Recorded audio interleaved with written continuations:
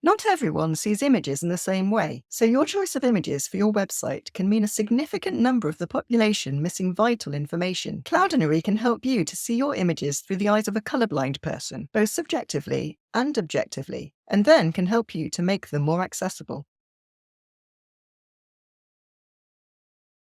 Did you know there are roughly 300 million people in the world who suffer from color vision deficiency? That's 1 in 12 men and 1 in 200 women. This means that roughly 8% of your potential customers might be missing vital information or unable to engage fully with your site. There are various different types of color blindness. Deuteranopia is the most common type, where it's difficult to distinguish between red and green. But there are others too.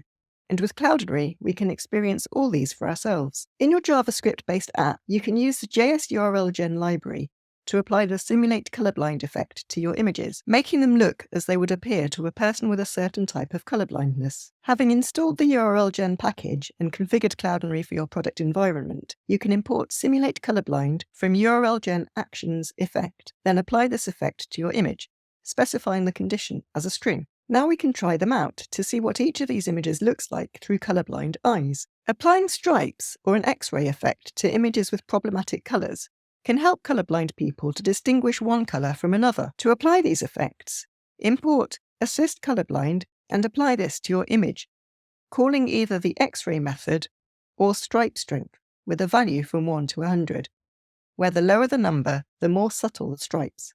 We can now see how these look on our images and how they'd help colorblind people.